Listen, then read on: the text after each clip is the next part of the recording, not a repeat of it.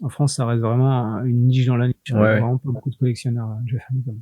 D'accord. Ah si, on en a un gros quand même, c'est Faye. Faye est très intéressé Ah par la bah oui, série tu Famicom. m'étonnes. Ça fait des mois qu'il me la réclame. On l'embrasse. Salut YouTube, c'est Super Boki. Aujourd'hui, une nouvelle petite interview où je reçois Delcoupe, qui est développeur de jeux indés. Salut Delcoupe, comment tu vas? Salut Super Boki, ça va très bien, content d'être là et toi? Bah très bien, très bien. Comme tu as pu le voir, j'ai raté mon introduction, car oui, on l'a fait pour la deuxième fois. Euh, Si tu devais te présenter brièvement, ce serait comment? Eh ben, je suis un petit développeur débutant pour Ouais, la scène indépendante, donc les jeunesses, les homebrewness. d'accord. Et tu étais déjà dans le monde du développement avant, ou c'est par l'envie de créer que tu t'es mis à apprendre à développer?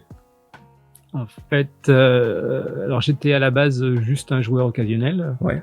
Et il y a quelques années, je suis tombé dedans, on va dire. J'ai découvert la scène homebrew NES, donc les jeux indépendants. Et j'ai découvert qu'on pouvait encore créer des jeux, des nouveaux jeux pour cette console. Et j'ai commencé à m'intéresser aux divers outils et aux tutoriaux pour développer pour cette console. Alors, on va dire que les tutoriaux sont assez complexes et c'est très technique, mais je suis tombé dedans dans le sens où j'ai découvert une application qui permet assez simplement de commencer à créer des jeux vidéo. Ok. Ah oui, donc, parce que je vais peut-être dire une bêtise, c'est pas grave, ça sera coupé avec la magie du montage. La NES, pour programmer au départ, c'est de l'assembleur dessus, non? Oui, c'est ça. Ouais, c'est... Alors, il y a plusieurs langages. On peut également coder en C. Il y en a qui le font, mais ouais, si. Normalement, la plupart des jeux sont codés en assembleur pour rester vraiment en termes de perf plus proche de la machine. Ouais, bah oui, parce que l'assembleur, je crois, c'est ce qu'on appelle un langage de bas niveau qui est vraiment proche du hardware et qui permet de tirer le maximum des potentialités de la console, mais qui est aussi un poil plus complexe à appréhender. Non, ouais, non, carrément. Ouais. C'est le langage qui fait peur quand t'es en étude. On te dit assembleur, c'est pas aussi simple que des langages un peu plus de plus Ouais, haut niveau, plus quoi. moderne, ouais, tout à fait. Ok. Et du coup, on va avancer sur toi et ton rapport avec le jeu vidéo. Donc on a compris que maintenant voilà, t'étais dedans, tu créais, t'aimais bien participer sur tout ce qui était la scène indé. Mais toi, comment est-ce que tu as découvert le jeu vidéo? Le petit Delcoupe, comment est-ce qu'il a découvert ça? Comme beaucoup de gens, je pense, quand j'étais petit, j'ai commencé. Moi, de mon côté, j'ai commencé par l'Atari 2600, enfin celle de mes parents. Mon père qui en avait acheté une. Hmm. J'étais assez jeune, j'avais 5-6 ans. Et après, en grandissant, j'ai eu ma propre console, la NES, qui arrive à la maison pour un anniversaire. Et c'est là que ça a commencé, enfin tout a commencé. Ouais. J'ai commencé sur des jeux assez classiques, hein, comme Tortue Ninja que j'ai eu avec. Ouais. Et puis, voilà, quelques jeux que j'ai eu par la suite. Le Pour fameux mes Tortue Ninja avec anniversaires, le voilà. niveau de l'eau qui fait De peur, l'eau qui avec. fait peur, oui. C'est un niveau assez Ouais. marquant, ouais. Et t'as des souvenirs de l'Atari 2600, de certains jeux où c'était quand même un peu trop vieux pour toi, enfin, où t'étais toi trop jeune justement? Ah non, j'ai beaucoup de souvenirs, hein, parce que j'ai passé beaucoup de temps dessus quand j'étais jeune. Donc je me souviens très bien des jeux qu'avait mon père, en fait. Mhm. Donc il avait Miss Pac-Man, il avait qu'est-ce qu'il avait? Il avait Galaxian, il avait Centipede et Moon Patrol.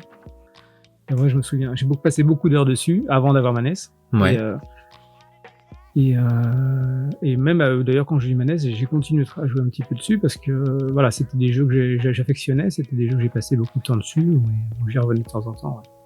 Ouais. D'accord. En parlant des jeux de ton enfance, je vais me permettre une petite digression, car voilà, on n'a pas parlé de SG Games, donc Ah oui. ah oui, c'est quelque chose qui compte aussi, et ça permet de faire un petit parallèle avec ton fils, du coup, Seiji, qui a l'initiative, si on peut dire, de SG Games.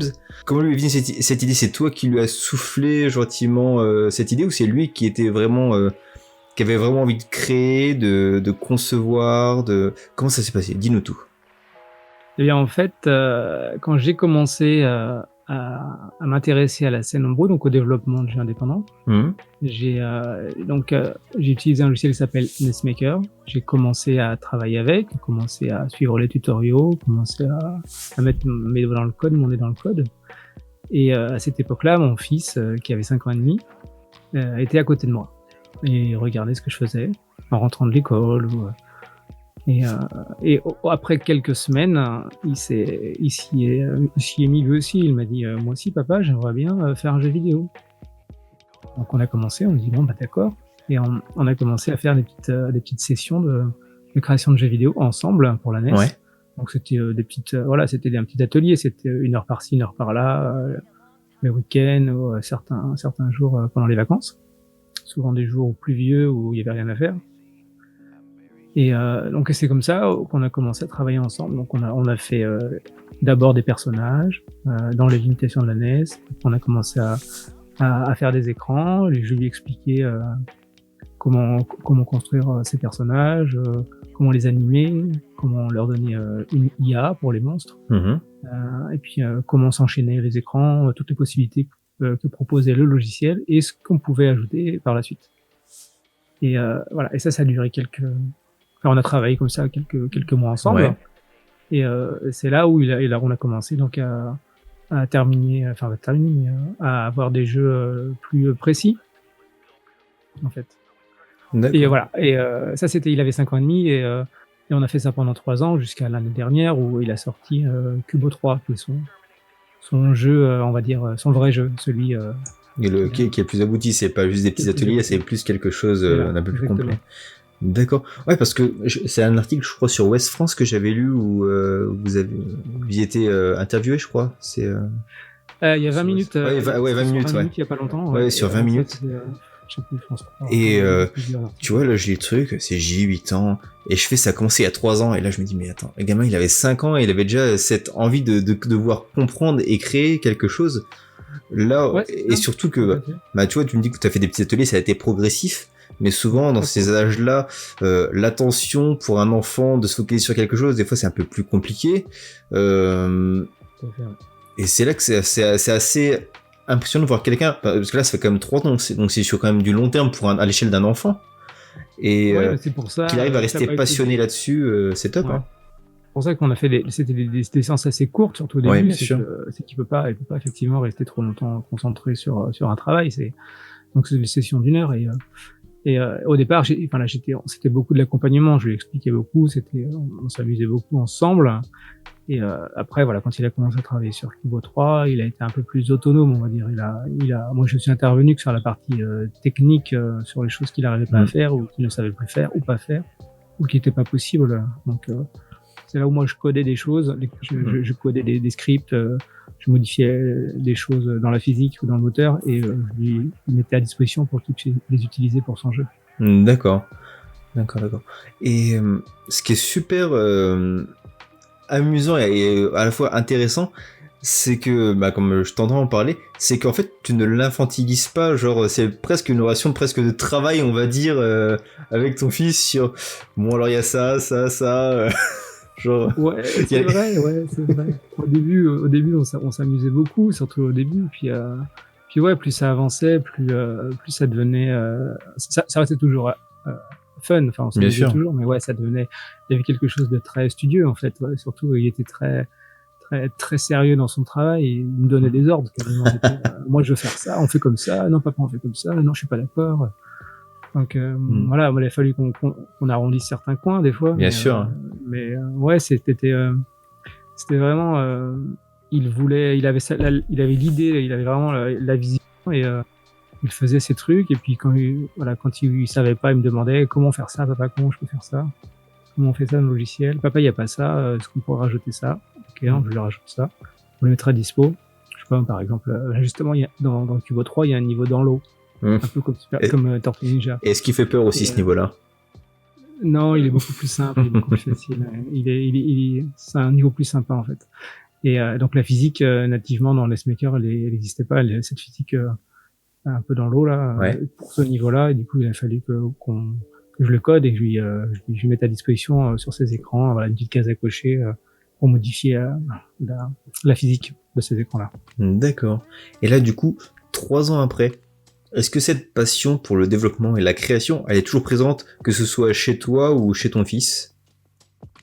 Alors chez moi, oui, toujours. Moi, voilà, là, j'ai collaboré avec, on va dire, j'ai collaboré avec mon fils sur Cubo 3. Enfin, je l'ai beaucoup, je travaille avec lui, mais moi, je travaille également sur plusieurs projets avec d'autres studios, avec des artistes divers. Donc moi, je continue à être passionné par ça et à travailler là-dedans, enfin travailler en hobby, enfin Bien sûr. en loisir, mais et lui, il continue. Alors il a des projets, il a un Cubo 4 notamment qui est en cours. Mais c'est moins, pour l'instant, c'est beaucoup plus calme que son Cubo 3. Autant que Cubo 3, il était acharné, il était à fond dedans, Ouais. à fond. Là, avec la sortie de Cubo 3 récente, voilà, il prend un peu le temps de se poser et de réfléchir sur Cubo 4. Alors, il a déjà commencé, hein, il y a des écrans qui sont déjà commencés à être designés. Il a déjà un peu entamé tout ça, mais voilà, il cherche un peu la direction qu'il va prendre pour Cubo 4. Donc, il y va très doucement. Voilà, Ouais. pour pas forcément refaire un Cubo 3 en fait. D'accord, donc ouais, c'est pas la même, il est pas dans les mêmes, comment dire, il y a pas la précipitation Non. ou quoi, là c'est plus Puis non, un peu plus en ouais. dilettante et C'est ça. Puis je veux pas lui mettre, enfin, voilà. oui, il faut que ça reste un plaisir, y a pas de pression, voilà. c'est ludique quoi, C'est un plaisir. Cubo 3, tu l'as fait parce que t'avais envie de le faire, suite à Cubo 1 et 2. Maintenant, dès que quand tu as envie de travailler sur ton prochain projet, voilà, on travaille ensemble comme on a toujours fait. C'est-à-dire, on fait une session par-ci, une session par-là, en fonction de ses envies, hein. Il y a comme il y a 2 semaines, voilà, il m'a dit, tiens, j'ai envie de travailler sur un Smoker, j'ai envie de travailler sur Cubo 4. Donc, on a travaillé, un après-midi, voilà, ensemble sur le projet. Voilà, ça reste des petites sessions par-ci par-là en fonction de son envie. Très bien. Mais écoute, on a fait une légère digression Oui. sur le conducteur de cette interview. Et après avoir parlé, oui. Juste pour revenir sur SJ Games, c'est du coup, Ouais. oui, SJ Games, c'est le nom que CJ s'est donné pour sortir son jeu, parce que il voulait pas qu'on mette son nom, enfin, on ne voulait pas forcément mettre son nom direct sur le jeu. Ouais. Sur le jeu Cubo, par Ouais, exemple. Donc, on a mis SJ Games. Voilà, il était pas encore prêt pour un Kojima Games ou là c'est... Non, voilà. Non, voilà, il a voulu rester, voilà, pour un nom qui rappelle son prénom, Ouais. SJ comme CJ, et puis Games parce qu'il fait des jeux. D'accord. Et voilà, Et ça là, du permet. coup, excuse-moi. Ouais, Ouais. du coup, là, ce que tu viens de montrer, en fait, c'est qu'il y a aussi des versions physiques qui existent des jeux proposés, Tout à fait, du coup, par SJ Games, qui peuvent être réservés, puis après, elles sont éditées. C'est de l'édition en flux tendu, ou vous avez des stocks? Eh ben non, c'est des, on pourrait dire que c'est des tirages limités. C'est des tirages limités, donc Cubo 3, c'est le jeu qui est sorti l'année dernière. Enfin, physiquement, je parle. Ouais. Hein, physiquement, il a été fait l'année dernière, donc c'est une version NES. Donc complète en boîte, avec un manuel, la cartouche, tout ça, qui ont été produites par Brock Studio, mon ami Antoine de chez Brock Studio. Et donc on a sorti, on a fait deux tirages pour Cubo 3 parce que ça a beaucoup marché. Donc on avait fait un petit tirage au départ de 50 exemplaires en série limitée, avec une cartouche spéciale qui était rouge. Voilà, il y avait pas mal de choses. Elle était un peu spéciale, un tirage limité, mais c'est vraiment pour les amis. Ouais. Et le fait qu'elle est partie assez rapidement, du coup, on a eu tellement de demandes par la suite, donc suite à des passages télé notamment, j'étais passé à la télé pour son tirage, justement pour la sortie de Cubo 3. Et on a eu beaucoup de demandes, et du coup, on a, avec Brock Studio, on a refait un tirage d'une centaine d'exemplaires, enfin 120 exemplaires de plus, sur cette deuxième édition qui est sortie l'année dernière, et fin de l'année dernière, limite début de cette année. Et donc cette deuxième édition est épuisée également. Donc voilà, la version NES physique en complète en boîte, il y en a plus. Il n'y en aura pas d'autres, je pense pas. Ouais. Nous, on continue d'avoir des cartouches seules de Cubo 3, donc c'est des cartouches juste avec la petite protection noire là, les petits. Et on les voilà, on les garde, on les fait à la main en fait, donc on les fait exclusivement sur demande quand il y a une demande. Voilà, c'est surtout des copies qu'on utilise pour les événements, sur les salons, les rencontres. On en fait 2-3 et puis on les emmène, et puis ça permet pour les personnes qui seraient intéressées. Et par contre, cette année, donc toujours avec Brock Studio, on sort normalement dans les jours qui viennent, on sort la version Famicom. de Kubo 3. D'accord, donc traduite en Voilà, Jap. traduite en japonais, donc pareil, complète avec le manuel en japonais et en anglais. Enfin, il y a les deux langues. Pareil, le jeu c'est anglais et japonais. Et voilà, ça c'est la version qui sort actuellement. Donc ceux-là, il y a encore des copies physiques disponibles. Voilà, la plupart, enfin c'est une partie qui est précommandée. Donc on a fait des précommandes. On va dire qu'il y a une trentaine de copies qui sont précommandées, mais on en sort une centaine, donc il en reste encore disponible pour ceux qui seraient intéressés. D'accord. Et après ça, c'est pareil, il n'y en aura pas d'autres. En tout cas, pas de Kubo 3. Ok. Bah, je mettrai sûrement, si tu le souhaites, les liens dans la description pour si on veut réserver ou prendre ces versions physiques. Voilà, faut me contacter après. Ouais. Et du coup, c'est des vraies versions Famicom. Oui. D'accord. Okay. Oui, c'est des vraies versions Famicom que tu peux, tu joues directement sur ta Famicom. Nous, on en a une à la maison. Ouais. Parce que voilà, CJ étant franco-japonais, on a une console Famicom et une NES à la maison, non modifiée. Donc, on peut jouer directement dessus. C'est des vraies versions Famicom et des vraies versions NES pour la version NES. Du coup, on va essayer de raccrocher les wagons. Ouais. On a eu du coup tes premières expériences en termes de jeux vidéo. On va maintenant faire un bond dans le futur, c'est-à-dire notre présent, et à savoir si tu étais toujours joueur aujourd'hui, car là tu travailles sur l'outil, mais est-ce que tu joues toujours ? C'est une question un peu difficile. Alors, je joue encore un peu, ouais. Je joue encore un peu aux jeux NES, mais surtout les jeux homebrew, donc les jeux de la scène indépendante. Après, concernant les consoles plus modernes, nous à la maison, on n'a qu'une Switch. D'accord. CJ aime la Switch, donc on a une Switch. Puis c'est peut-être la console. Pas énormément. Ouais, c'est ça. Excuse-moi. C'est la console qui se prête le plus, c'est un peu à l'aspect ludique et familial et qui se rapproche un peu NES, Famicom, enfin c'est l'univers Nintendo quoi. C'est ça, voilà. C'est la console un peu de la famille. Enfin, nous on est très Nintendo, donc forcément c'est un peu la console qui allait de soi. Et donc CJ adore la Switch, hein. Lui il joue beaucoup. Moi j'ai pas énormément de temps pour y jouer. Et donc j'y joue très peu à la Switch. Genre les derniers jeux que j'ai dû jouer, ça devait être Zelda Breath of the Wild, donc ça fait quelques temps déjà. Ouais. On va maintenant aller un peu entre les deux, entre ton début de joueur et le présent. Et on va parler de ta Madeleine de Proust, ce jeu ou cette console qui aurait pu marquer ta vie de joueur. Moi, j'ai beaucoup joué Donkey Kong Country sur la Super NES quand j'étais jeune. C'est un jeu que j'avais attendu très longtemps. J'avais vu dans les magazines, j'avais vu la télé, j'avais acheté tout ce qui sortait sur le sujet et j'attendais avec impatience la sortie du jeu. Et je l'avais commandé, je crois, pour un Noël, je sais plus quelle année, mais pas longtemps c'est sorti. Et du coup, c'est un jeu, j'ai passé des heures et des heures dessus. Ça a été le jeu qui m'a le plus marqué, on va dire, dans ma jeunesse. C'est le jeu que je reviens souvent. Généralement quand j'installe. Alors je joue beaucoup actuellement. Si je travaille beaucoup avec des Raspberry Pi, notamment des Recalbox, des choses comme ça. Et souvent les premiers jeux que je teste, c'est Donkey Kong Country. D'accord, c'est ton jeu référence parce que tu le connais par cœur. C'est ça, c'est le jeu. Quand j'y joue, je sais s'il répond bien, si la console, si le système d'émulation répond bien. C'est un jeu que je maîtrise assez. Et c'est le jeu que j'aime jouer. Quand tu joues là, t'as l'impression d'être à la maison. Et du coup, Donkey Kong Country, donc un jeu sorti au milieu des années 90, à une époque où il n'y avait pas les milliers de reviews sur YouTube ou autres, où il fallait lire des magazines ou acheter à la jaquette. Entre les recherches que tu avais faites, qui ont fait que tu voulais ce jeu, et le moment où tu l'as obtenu, t'as été satisfait, t'as été un peu déçu, ou au contraire c'était encore mieux que ce que tu pouvais imaginer?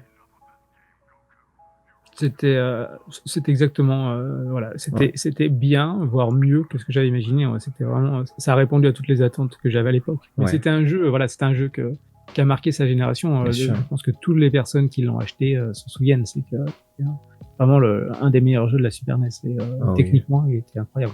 Oui, que ce soit en termes de beauté ou de level design, c'est vraiment une référence sur la console, quoi. Exactement, et même la musique aussi. Il y a aussi bien la musique que le level design. Ouais.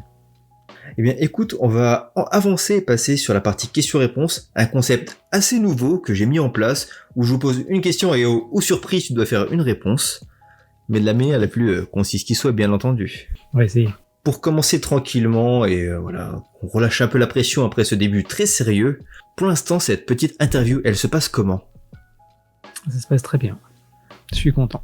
C'est bien, c'est concis, tu as compris la thématique, on va pouvoir continuer. Depuis que tu conçois des jeux vidéo, est-ce que tu es devenu moins exigeant lorsque tu remarques des problèmes de level design sur des jeux auxquels tu joues? Parce que tu comprends un peu les problématiques ou... Ouais. Tout à fait, ouais, c'est exactement ça. Ouais, depuis que j'ai commencé à... Eh ben, je me rends bien compte que c'est très compliqué et que voilà, même tous les jeux NES pourris, en fait, ils sont pas si pourris que ça. Ouais. Si y en a ils sont pourris, c'est parce que ça a été mal développé. Il y en a ils sont pourris, c'est parce que c'était peut-être très compliqué à mettre en œuvre à l'époque aussi. C'est ça, ouais. Ils ont pas eu... Ça a été très compliqué. Il y en a qui n'ont pas eu beaucoup de temps et voilà, quand tu joues, tu te rends bien compte. Ah oui, là, je comprends pourquoi ils ont fait ça et pourquoi ils ont utilisé cette technique plutôt qu'une autre.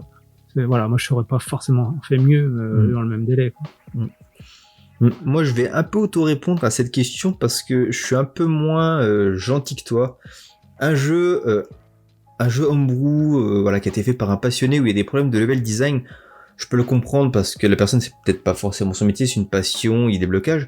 Par contre, quand c'est un triple A que t'attends depuis 5 ans, 6 ans et qu'il y a des soucis de level design vraiment obvious, là tu te dis, vu ce qui a été mis en termes d'investissement, c'est un peu plus difficile d'être, de ne pas être déçu. Tu vois ce que je veux dire?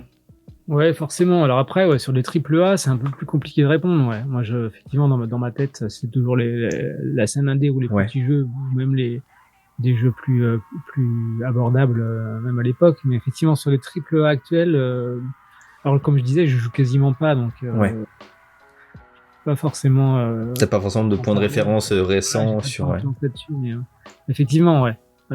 C'est peut-être moins évident sur des triple A. De pardonner. Il y a beaucoup d'argent, ouais, voilà, il y a beaucoup d'argent. Ils auraient pu prendre le temps de sortir 6 mois plus tard et corriger beaucoup de bugs. C'est vrai qu'il y a une différence en fait là, actuellement. Enfin, sur les gros jeux qui sortent, voilà, c'est beaucoup. Il y a des deadlines et il faut absolument les tenir parce que c'est des dollars derrière, quoi. Bien sûr. Enchaînons. Les systèmes tels que Batocera, Recalbox ou Retrobat, est-ce que pour toi est-ce que c'est vraiment un des meilleurs moyens pour mettre en lumière la scène indé?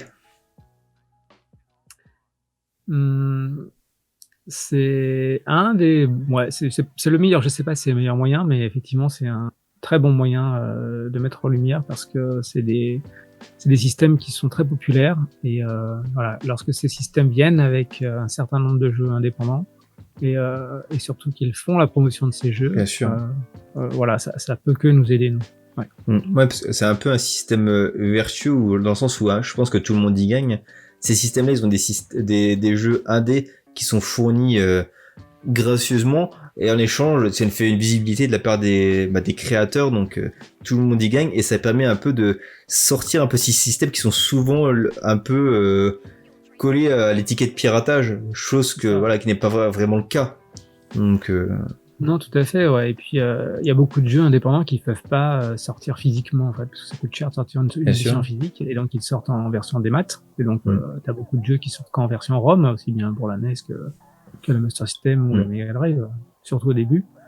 Et donc ce genre de système, ça permet de jouer à ces jeux assez simplement et légalement, parce qu'en fait c'est pas du piratage. Tu peux très bien acheter tes ROM et là actuellement fait est que par exemple Recalbox ou les autres sortent avec un certain nombre de ROM dedans, intégrés déjà, donc faut en profiter, ouais. Et ça peut être là c'est un ressenti personnel, j'ai découvert plus de jeux indés via ces solutions que par exemple via Steam, où il y a une section jeux indés où les jeux sont noyés tellement il y a une masse énorme, que là les systèmes tels que Recalbox ou Batocera, voilà, c'est quand même une sélection où c'est pas forcément de la masse et on peut prendre plaisir à découvrir et à fournir un système Recalbox 100% légal pour des gens, donc c'est assez cool. Ouais, c'est ça, c'est une bonne entrée en la matière, ça permet de découvrir et puis comme il y a pas beaucoup de jeux dans la sélection, tu peux facilement faire le tour. C'est ça. Te faire une idée, ouais. Est-ce que tu es toujours attiré par le jeu vidéo d'aujourd'hui? Oui. Oui. En fait, j'ai qu'une envie, c'est me remettre à jouer. Ouais. Si j'avais pas de femme, si j'avais pas de travail, si j'avais pas d'enfant, je passerais mes journées devant la console. Ouais. Si je pouvais avoir 15 ans. Ouais, c'est exactement ça. Ouais. même pas 15 ans, même 18 ans. Enfin, à l'époque, je jouais du matin au soir, quoi. Mais là, maintenant, c'est beaucoup plus difficile. Voilà, les responsabilités, une famille, du travail. Trouver du temps libre pour jouer, voilà, le temps libre, comme la plupart des gens maintenant, tu l'as que le soir quand les enfants sont couchés, que ta femme elle est couchée également, ou tu n'as pas envie de la télé. Voilà, il y a quelques heures dans la soirée, quoi. Je dirais 2 heures maximum. Et t'as pas le temps d'allumer la console, de faire la mise à jour et compagnie des jeux. C'est ça. Non, c'est mort. Et surtout que, c'est aussi pour ça que l'indé, ça peut être bien, c'est que t'as beaucoup de jeux où c'est des expériences qui sont immédiates. C'est pas des jeux où t'as forcément besoin de faire du farm pendant 50 heures ou des choses comme ça, où on n'a plus le temps pour faire des jeux comme ça, tu vois, Ouais, c'est ça, mais c'est la raison pour laquelle, effectivement, moi j'aime cette scène indépendante, la NES, les homebrew, c'est parce que tu prends le jeu, tu joues tout de suite, t'as ta petite session de 10, 20 minutes, 30 minutes, et puis tu peux t'arrêter, et voilà, et t'es heureux, quoi. Je vais faire appel un peu à ta culture jeux vidéo ludique, et te demander maintenant, si tu devais nous faire un top 3 dans le désordre de tes jeux indés préférés. Dans le désordre, alors, parce qu'effectivement, j'ai pas forcément de préférence, voilà, mais il y aurait... alors moi, ce serait beaucoup de la NES, hein, forcément. Ouais. Alors, il y a Micromage. Micromage, très bon jeu du studio Morph 4. Je mettrais également un que j'aime beaucoup, c'est Project Blue. C'est pareil sur la NES. C'est un jeu de plateforme vraiment excellent. Et en troisième, alors Paprium sur Mega Drive. Ouais. C'est vraiment un très bon jeu indépendant, même si c'est très proche d'un gros jeu, mais ouais, c'est un très bon jeu indépendant pour la Mega Drive. Si c'est un jeu qui était sorti à l'époque de la Mega Drive, il aurait pas à bâlir par rapport à des titres quoi, c'est... Non, mais la plupart des jeux que je viens de citer, s'ils étaient sortis à l'époque, ils auraient été des classiques aujourd'hui, ouais. Pour faire écho à la question précédente, je vais maintenant te demander ton jeu orienté plus AAA, mais vraiment où tu avais des attentes très élevées et pour lequel, du coup, tu as eu un résultat un peu en deçà. Je dirais Crash Team Racing sur la Switch. J'y ai joué récemment. Et, je m'attendais à avoir du fun comme à l'époque. Ouais. Et surtout, j'ai cherché une alternative à Mario Kart où on a joué tellement de fois avec CJ que voilà, on n'en peut plus. Ouais. Et on a été très déçus. Ouais. Les contrôles nous correspondent pas, et puis l'IA est trop compliquée pour nous. Donc en gros, il y a à peu près 20 ans, Mario Kart et Crash Team c'était un peu comme ça, sauf qu'il y en a un, il a fait de nouvelles textures, c'est tout, et l'autre, en termes de gameplay, level design, il s'est amélioré. C'est ça, ouais. C'est plus ce que c'était. Moi, j'étais déçu. Ouais. Voilà. Tu vois, tu vas passer pour un vieux joueur, tu vas dire le jeu vidéo c'était mieux avant, tout ça, attention. On va arriver sur la dernière question, qui n'est pas une question mais plus un exercice de style où tu vas devoir argumenter. Figure-toi que tu es le community manager de SG Games, et là tu es devant une classe d'enfants à la fin de la primaire, et tu dois expliquer pourquoi Kubo, et par extension les jeux indés, ça peut être une alternative intéressante à leurs jeux comme Fortnite ou Minecraft. Comment est-ce que tu vendrais ça ? Je leur dirais que Fortnite c'est sûrement très bien, même si j'ai jamais joué. Alors après, je leur dirais plutôt que Kubo 3 c'est un jeu qui a été développé par des enfants, enfin surtout par un enfant, et dans l'idée ou dans cette optique d'être joué par des enfants. Et que du coup, c'est sûrement un monde qui leur parlerait peut-être plus. Et surtout, il y aurait moins de violence, je pense. Alors, comme je viens de te dire tout à l'heure, j'ai pas joué à Fortnite, donc je peux pas vraiment comparer, mais Kubo 3 est beaucoup moins violent. Après, c'est pareil, c'est des sessions de jeu beaucoup plus courtes. Kubo 3, vraiment, représente un côté indépendant, voilà, un représentant de la scène indépendante que n'a pas Fortnite, qui au contraire représenterait plutôt le populaire, les gros jeux commerciaux. D'accord, c'est plutôt très bien argumenté. Et deux choses, la première, je crois que tu allais me dire c'est un jeu par un enfant pour les enfants, que tu allais me faire un beau slogan comme ça. Et par rapport à la violence des jeux, je te rejoins. Et Fortnite, tout le monde dit c'est tout public parce que c'est des graphismes colorés, tout ça. mais éliminer des gens, que tu les élimines avec une Kalachnikov et que ça fasse du sang, ou que ça soit avec un bazooka et que ça fasse des paillettes, bah c'est quand même tuer des gens. Donc même si c'est mis avec des belles couleurs, bah c'est toujours de la violence. Donc voilà, petit message de sensibilisation au jeu. Ouais, non, je suis d'accord avec toi, et c'est d'ailleurs CJ qui voulait jouer à Fortnite, et il était curieux comme tout le monde, et je lui ai dit, moi je veux bien que tu essayes, mais j'ai pas envie que tu y joues, quoi, parce que pour moi c'est trop violent. Moi je connais, j'ai joué effectivement à des jeux qui sont plus ou moins violents, mais celui-là est particulièrement, tu tues par plaisir comme d'habitude, mais surtout voilà, tu te fais des équipes, et après voilà, tu nargues un peu, et il y a le côté un peu voilà, je tue, après je me moque, j'insulte, enfin il y a une sorte de ça va plus loin en fait que des simples jeux de tir en fait. Bien sûr, et ça pourrait même faire l'objet d'une émission vraiment part où on pourrait débattre là-dessus. Comme tu parles de cet aspect interaction et Battle Royale, en gros, j'avais lu des études, des articles d'enfants qui étaient harcelés moralement pendant des parties, qui jouaient avec des amis ou quoi, parce qu'ils faisaient pas ce qu'il fallait, ils étaient victimisés, alors qu'au final, tu perds tout le côté du fun, t'as une pression qui est constante, enfin c'est...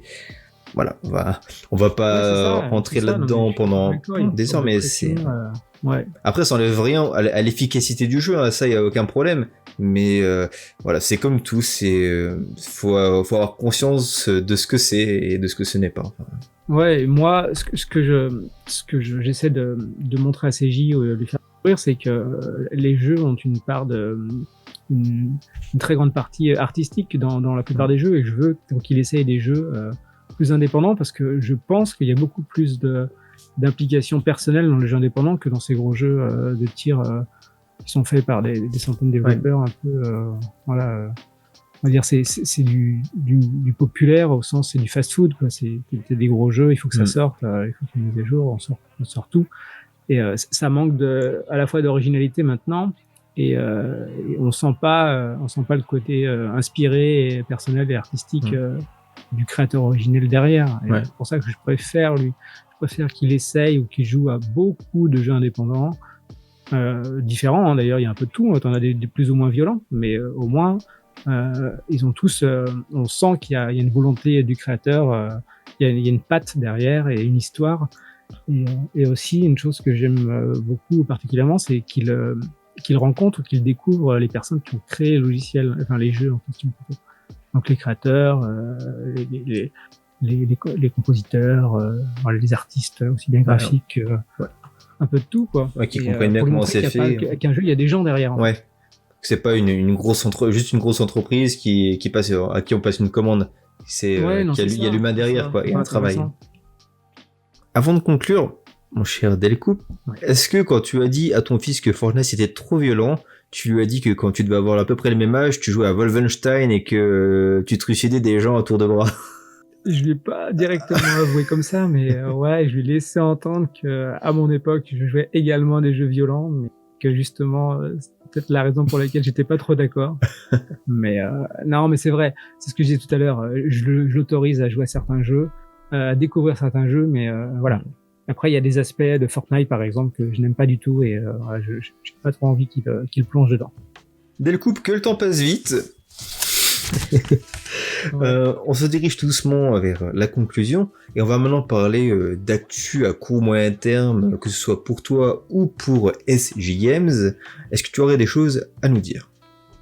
Alors, je vais d'abord parler de SJ Games parce que c'est plus rapide, on va dire. Donc, actuellement, on est sur la sortie de Cubo 3 version Famicom. Donc, c'est une édition physique qui devrait sortir dans les jours qui viennent, soit fin avril, début mai. D'accord. Donc, après ça, toujours chez SJ Games, on va sortir sûrement fin d'année une édition Cubo 1 et 2. Donc, une compile des 2 premiers jeux, même si c'est pas forcément des vrais jeux. C'est plus des prototypes de jeux. Qui montrent l'évolution jusqu'à Cubo 3, en fait. C'est ça, exactement. C'est l'origine de Cubo. Donc, c'est les premiers jeux. On va les sortir sur une cartouche unique. Donc, regroupant les 2 jeux plus un niveau caché que CJ a préparé. Ok. Donc, ça sera sûrement plutôt fin d'année. Alors, on va la sortir parce que beaucoup de personnes nous l'ont demandé. des collectionneurs qui voulaient l'intégrale. Donc forcément. Et après ça, il y aura sûrement un Cubo 4, mais ça, ce sera plutôt 2022-2023. C'est plus sur du long terme. Des envies de CJ, voilà. Je laisse, comme je disais, CJ assez libre sur ses projets. Il n'y a aucune pression, il n'y a aucune date. Et la sortie de la cartouche avec Cubo 1 et 2, ce sera le jeu en l'état de la sortie ou il y aurait des petites modifications, rectifications suite à des retours que vous auriez pu avoir? Alors, il y a eu quelques petites modifications dessus. Déjà parce qu'en fait, pour réunir les deux jeux en un, il a fallu que j'adapte du coup, parce que c'est très technique. Il a fallu que j'adapte un peu le moteur pour regrouper les deux jeux en un. Et on en a profité pour effectivement légèrement modifier 2-3 choses qui allaient pas à l'époque. Mais voilà, c'est minime, hein, c'est vraiment toute personne le remarquera.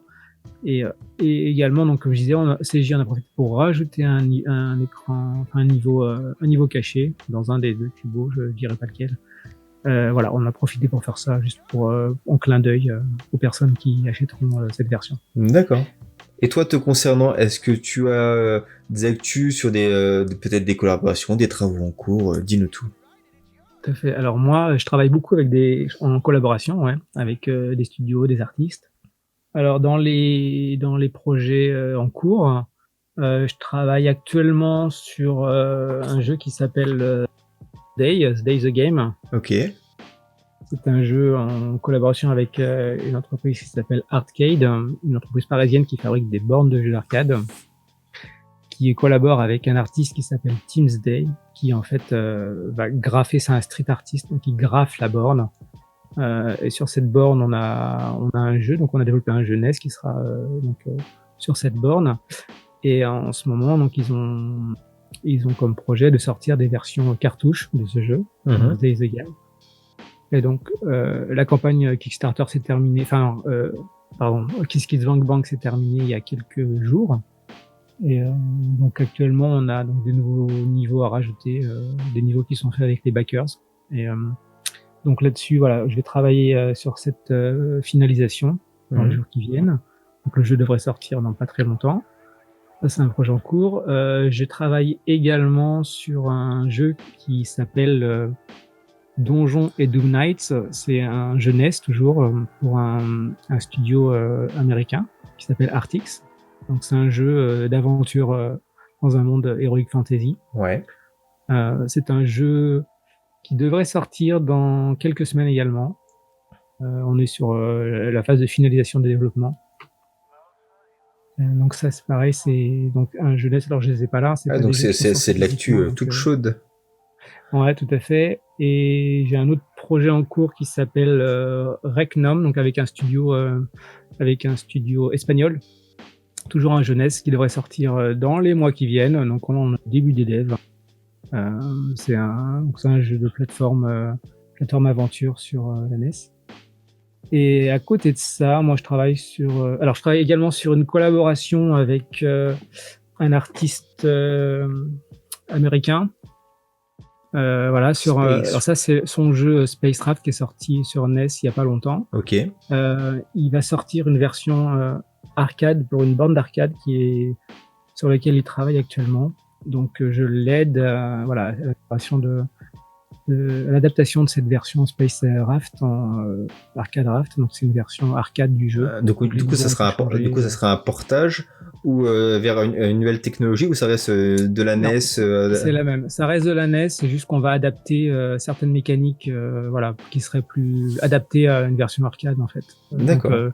Donc, il y aura une sorte de timer basé sur les coins, enfin sur les vies qu'on aurait mis. Donc voilà, on est en train de bosser là-dessus, sachant que j'avais déjà travaillé sur Spacecraft, c'est moi qui ai fait le code. Donc voilà, c'est une sorte de deuxième projet. Et à côté de ça, j'ai un petit projet perso, vraiment perso cette fois sur la NES, mais ça pourrait sortir avant quelques années, donc c'est trop tôt pour en parler. D'accord. Donc je comprends le fait que tu aies très peu de temps pour pouvoir jouer aux jeux vidéo vu tous tes projets. Eh bien, écoute, cette petite interview se termine. Si tu me le permets, je mettrai le lien vers tous tes projets dans les commentaires, enfin dans la description de cette vidéo. En attendant, si vous avez des questions à poser à Delcoupe ou à moi-même, n'hésitez pas à les mettre dans les commentaires. Je me ferai le relais, voilà, s'il y a des petites questions à poser à Delcoupe, ce sera sans problème. N'hésitez pas à mettre également le pouce bleu, l'abonnement, le partage, vous connaissez la musique. Merci encore une fois Delcoupe de t'être prêté au jeu de la petite interview. Je te dis au revoir. Salut YouTube! Salut!